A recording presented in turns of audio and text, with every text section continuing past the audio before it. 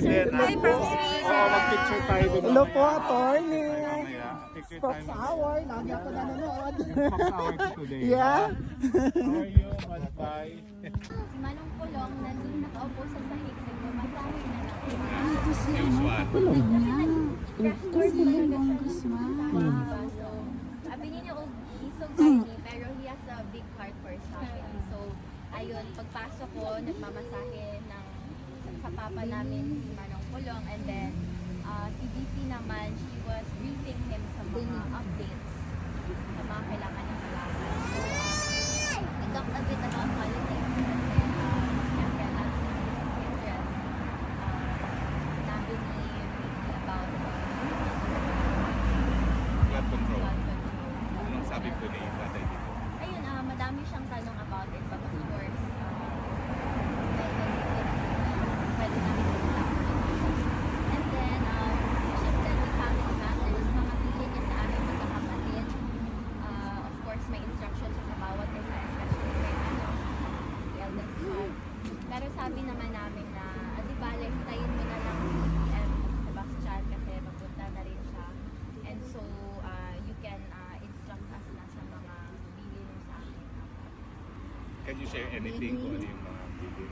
Mga hindi naman too personal. Ano naman, yun pa rin, the first thing talaga no is to take care of each other, to emphasize the value of family and how important the family bond is. Kasi ang hirap kung kalaban mo na lahat, kalaban mo pa yung pamilya mo. So, he always reminds us to take care of each other as siblings and to look out for each other. So,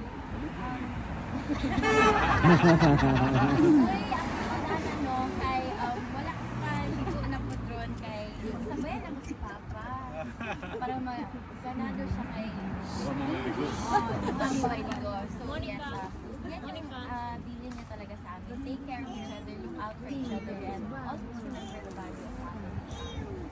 Do not stray away from his teachings.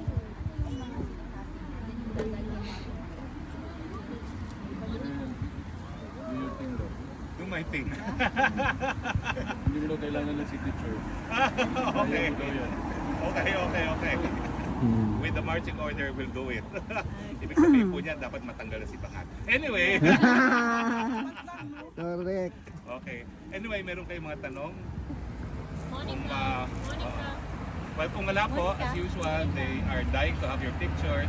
And let's give priority muna ngayon to the first-timers. Kami. Dito po sila, first-timers. Taga Sweden. Everyone can have a picture later, pero unahin lang natin yung first-timers. Ako yung favorite, I just forgot, pero basically the idea is the sorrow of today will never compare to the joy that's waiting. I forgot the Romans 8:18. Yes, Okay.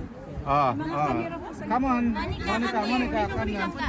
Monica, Jesus, come go here. na to